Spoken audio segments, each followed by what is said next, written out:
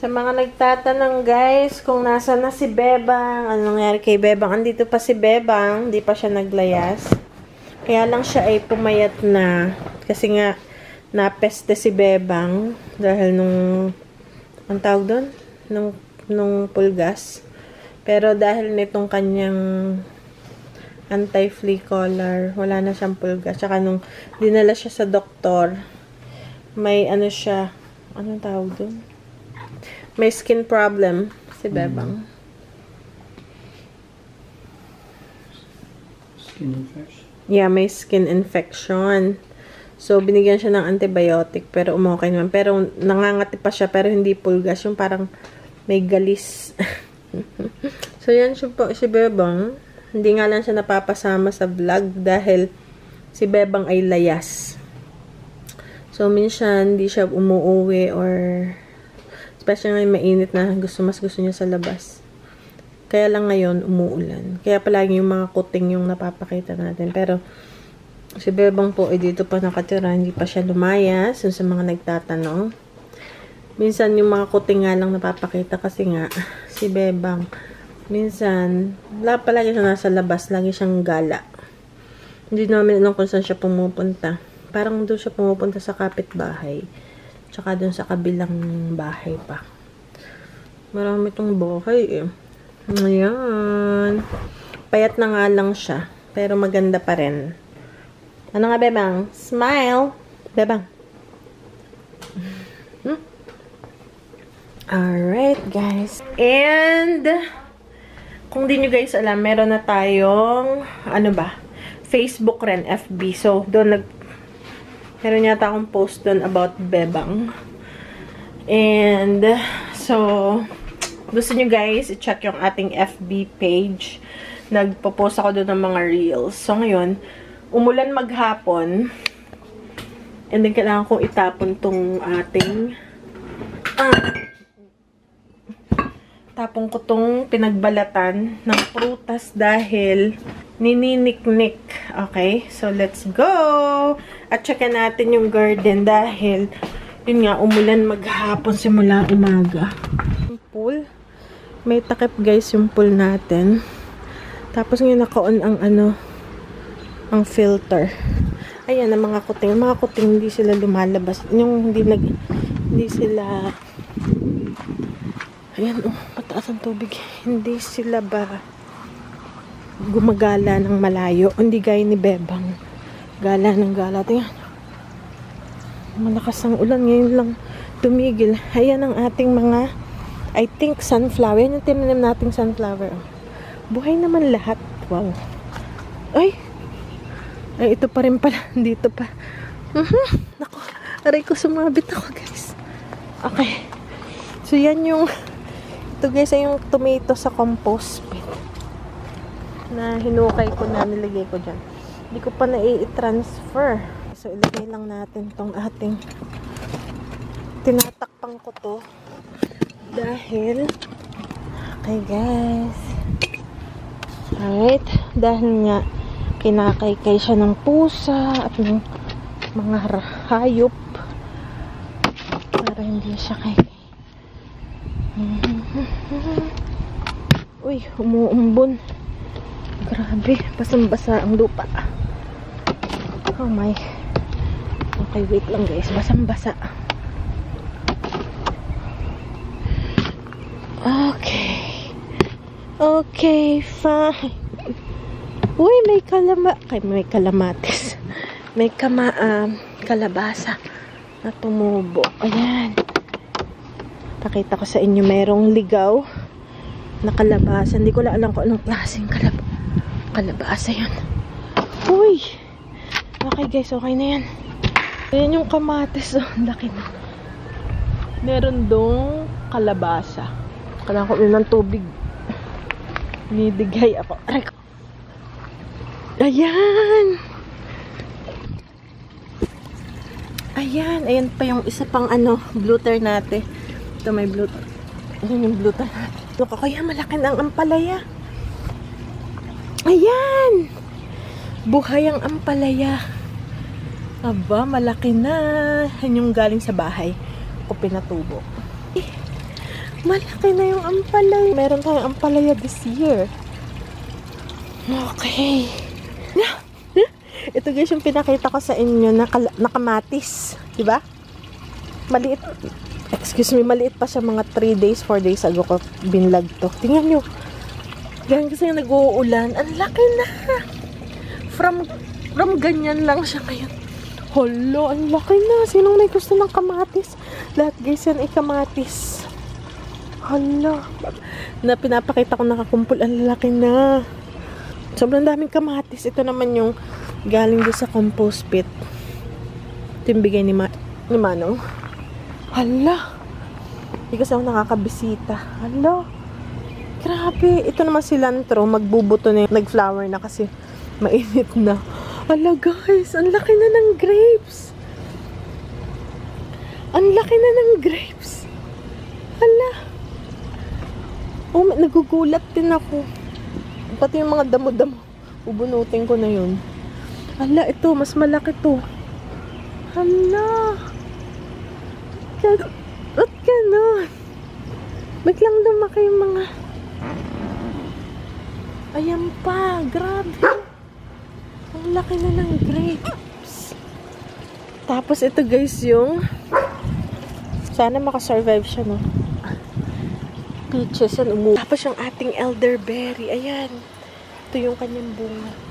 Yung mulberry, hindi ko alam. Baka wala ng bunga. Hala. Kaso yung pa lang. Yun yung aso natin kapitbahay. Yun pa yung mga blackberries. Mga blackberries natin, oh. Hala, nagulat din ako, guys. Ito pa, blackberries.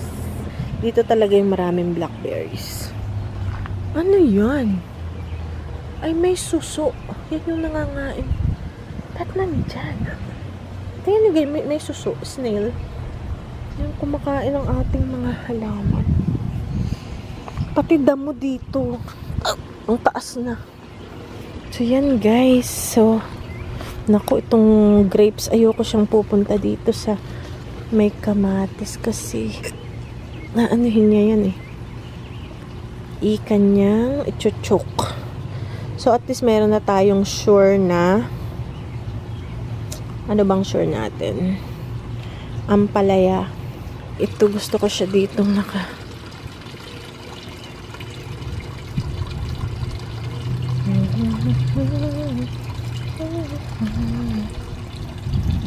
Grabe, natuwa ako sa lahat yan guys ay kamatis. Oh my goodness. Ang bilis tumubo ng kamatis. Ang mulberry.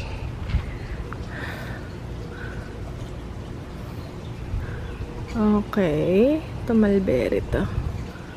Walang bunga pa.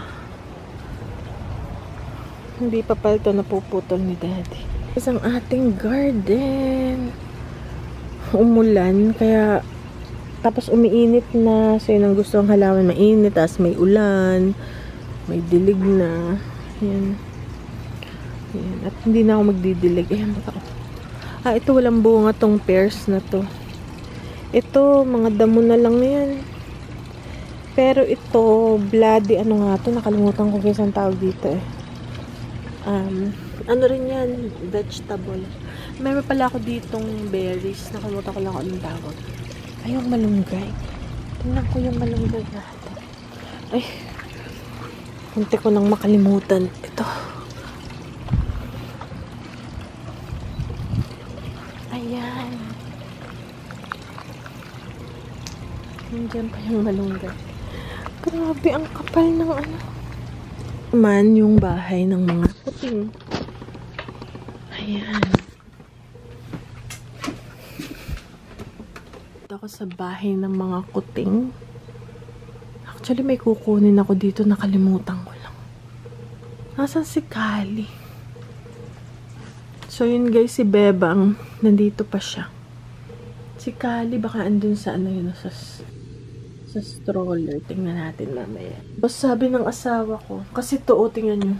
Kaya tinakpan to ng asawa ko itong shower dito sa tiny house. Kasi, ang ginagawa ng mga kuting dyan, sila dumudumi. Ayan o. Dyan dumudumi, umiihi. Tapos yan, sinisira nila o. So, ang ginawa asawa ko, tinakpan niya ng cardboard. for a long time. Hindi namin nagagamit.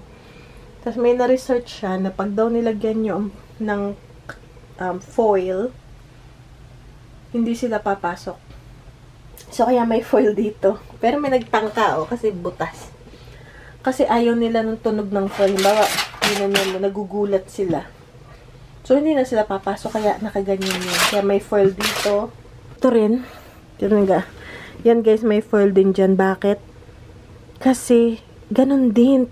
Tinataihan nila dun sa likod. Samantalang, meron naman silang banyo. So, lagyan na yung asawa ko. Effective siya guys. So, meron kayong pusa na makulit. Na kung saan dumudumi, kung saan. Lagyan nyo ng foil. Gaya niyan. Kaya to, bibilhan na to ng asawa ko ng pinaka-door niya. Yan, door. Para hindi napunta ang pusa. Kasi tinatry pa rin, Parang para maiwasan na yung foil, nagja-jump siya dito. Ngayon, ang butas. So, yun, samantalang may banyo sila dito. Flash ko lang ba? Kali, dito kasi siya. Pag wala dyan si Kali, baka dito sa likod. Wala. So, dito siya.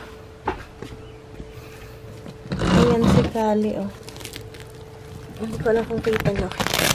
Ito na. Ayan siya, Ayan guys, si Kali. Dyan yung tulugan niya. Dito sa stroller. Ayan! Yan si Kali. Pag mainit, lumalabas siya, nagpapaaraw. Okay. Ito, tingnan nyo, tingnan nyo yan. Ito yung parang wallpaper na foam na parang collaboration yata ito ng asawa ko. Tingnan nyo, inaano ng pusa, ginasgas pag akyat dun sa taas. Diba, ginasgas nila. Kaya tingnan mo, lahat nakabalot. Pati, tingnan mo, may tama rin, Kaya binabalutan niya. Tapos, kaya nilagyan ng daddy nito. Ito, collaboration niya to. Tsaka ito. Tsaka kaya ginawa niya nito. Ito, guys, hagdan. Na from sa kahoy sa labas. Ayan. Ginagawa ng pusa. Ayan, wala, damage na. Dahil pag kundi niya to nalagyan nito, kasi akyatan, kasi guys, lahat ng pusa, ala, tingnan nyo yun. Yun naman ang binabakbak ng pusa. Ano ba yan? At saka yun. Ayan, hala. Okay. So, kasi guys, yung dalawang pusa doon natutulog. Yung isang babae at isang lalaki. Tapos yun namang isang terno dito. Kaya kailangan lang ng akyatan. Ang gagawa nila, from dito yan, umakyat sila papunta dyan. Papunta doon, tapos nanunulay. Papunta sa loft. So, kaya ngayon may ganito na. Hindi na sila, dito. Hindi na i-scratch yan. Okay, maulan itong aking sapatos na nautot. Utot. Okay guys, tatanong ko kay daddy, ba't nakabukas yung, bakit ito ay naka-on ang filter? Normally hindi niya to ino-on. Hindi ko alam kung maghapon ba itong naka-on. Ayan, yung filter niya. Ba't naka-on? Tatanungin ko kung dapat ba naka-on. Okay. Kasi hindi naman gagamitan ng mga bata kasi umuulan, malamig. Okay guys. See you guys tomorrow.